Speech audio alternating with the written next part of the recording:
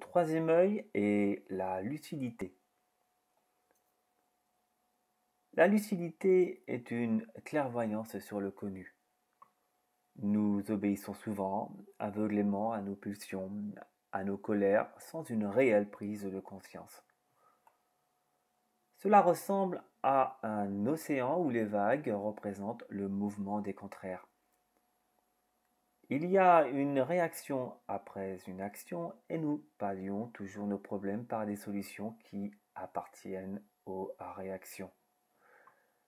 Le corps médical donne tout un panel de moyens, tant sur le plan médicamenteux que psychologique. Mais tout cela apporte une réaction face à une action. Nous sommes encore une fois dans la phénoménologie. La nouvelle éducation de l'esprit consistant à être attentif sans jugement nous amène à voir plus clairement tout ce mouvement du monde phénoménal. Nous devenons finalement plus silencieux à force de maturité. Nous voyons plus clairement les embûches.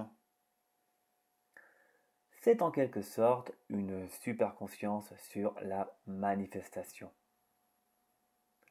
Sri Aurobindo nomme cette conscience, cette superconscience, le supramental. C'est en effet la même chose.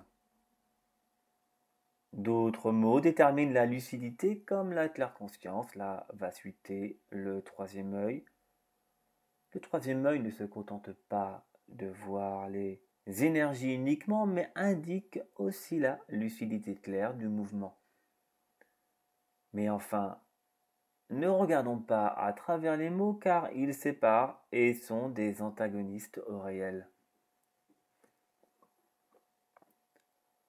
Nous allons traquer la pensée, consistant à voir son invisibilité avant qu'elle ne puisse intervenir dans l'acte. De ce fait, l'action est incomplète car elle est sujette à l'idée issue d'une mémoire et par conséquent d'une chaîne d'action et de réaction. Sitôt que nous l'avons traquée, nous avons la possibilité de ne pas consentir à son énergie. C'est donc un nouveau fonctionnement incarnant plus de présent grâce à toute l'attention sans intervention de notre part.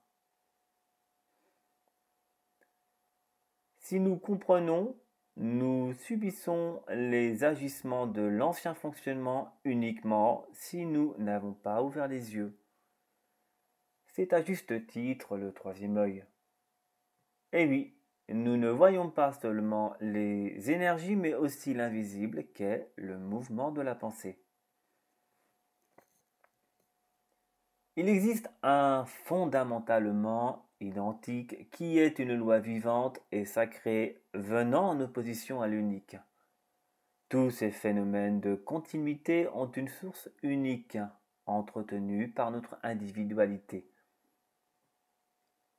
Nous sommes ignorants à la vie à cause de notre individualisme prononcé, alors que nous avons tous le même fonctionnement. La pensée crée la contradiction en raison de l'unique. Ainsi, il existe un extérieur et un intérieur. De même qu'un observé et un observateur. Comprendre déjà cela nous libère de la continuité. Mais cette loi est vivante et elle doit être intégrée par le corps dans les cellules, reprogrammation cellulaire, par une attitude attentive et silencieuse.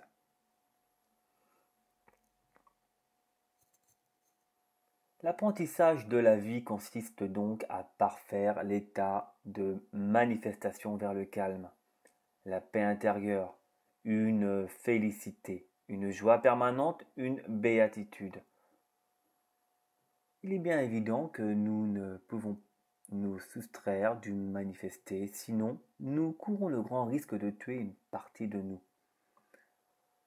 Alors, il va de soi d'accepter cette condition ordinaire et d'apporter plus de lumière ou de conscience dans tous les mouvements de la vie, tant bien qu'extérieurs et intérieurs. Cette étude est longue et nécessite parfois toute une vie, voire plusieurs vies. C'est une étude passive avec un regard vrai de la globalité de la vie. Il y a une assimilation de l'invisible dans tout le connu concernant nos conditionnements et de ce fait nous devenons plus silencieux. Le connu ne peut apporter de réponse immédiate pour notre problème. Il est directement relié à un passé et sans cesse nous devons puiser dans le lointain afin de solutionner. C'est différent avec la lucidité qui légitime l'instant présent. C'est une intégration silencieuse de l'invisible qui n'est autre que l'instant présent.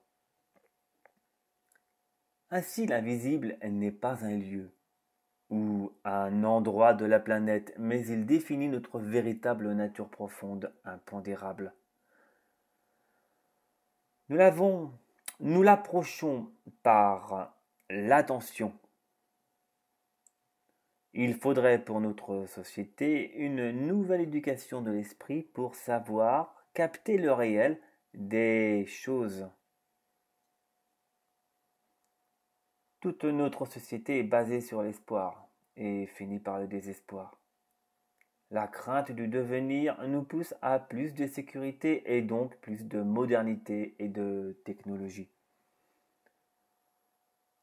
Ainsi, nous restons à la surface et nous avons peur du grand saut qui est celui de l'acte immédiat, mourir totalement. Nous ne pouvons pas tuer le désir ou le plaisir. Ceux qui s'enferment dans un lieu pour expérimenter la solitude refoulent en tout état de cause le mouvement et par la suite le plaisir, bien entendu. Alors, dès que ces personnes rencontrent le monde extérieur, elles ne peuvent contrôler leurs pulsions. Nous sommes des créateurs dans le silence. Nous recherchons une pause à travers la pensée alors que celle-ci résulte de l'expérience vraie, c'est-à-dire l'attention. Nous cultivons un état d'être dans l'attention. L'illusion est une création de la pensée et donc nous la refusons.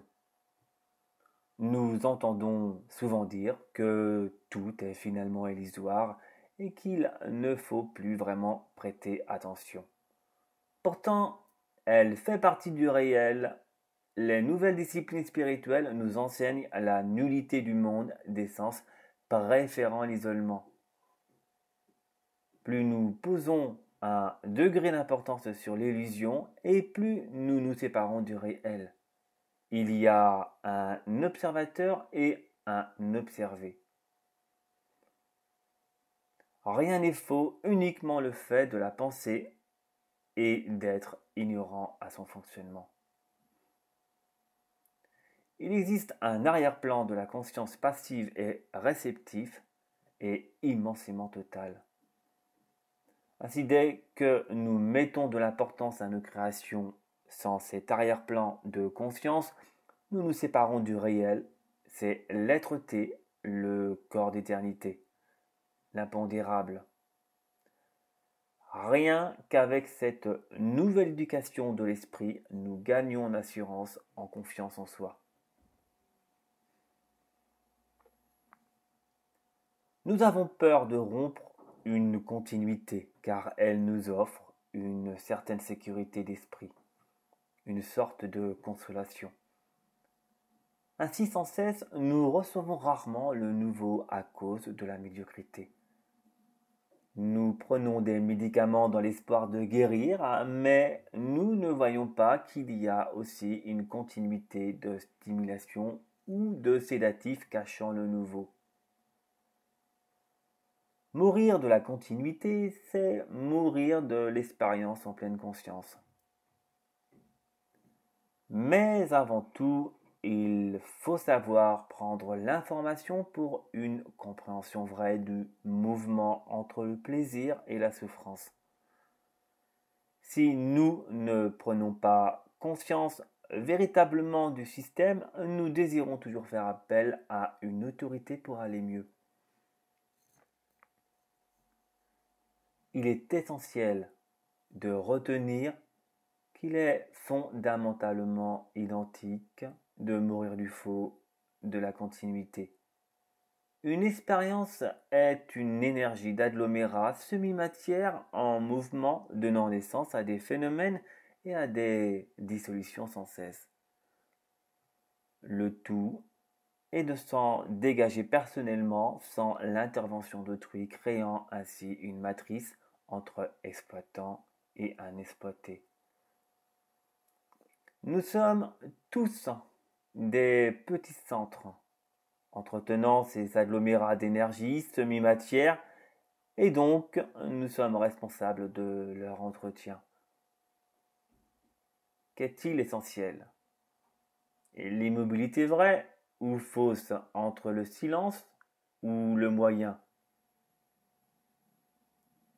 Dès l'apparition d'un stress, d'une solitude ou d'une grosse préoccupation, nous passons par la phase la plus directe et la plus puissante, qui est celle du plaisir sous toutes les formes possibles. Ainsi, nous renforçons l'expérience, rendant difficile le contact de l'invisible, celui de l'écoute du bruit intérieur. Tout est manifestation. L'imagination et l'énergie font partie du monde de la manifestation. Il y a donc un silence ou une pause entre une manifestation. Pour voir les énergies, efforçons-nous d'évanouir non seulement l'extérieur en qualité de manifestation, mais aussi notre imagination. Cela nécessite une énergie colossale, différente de la puissance. C'est une percée du troisième œil. C'est aussi la déchirure du voile.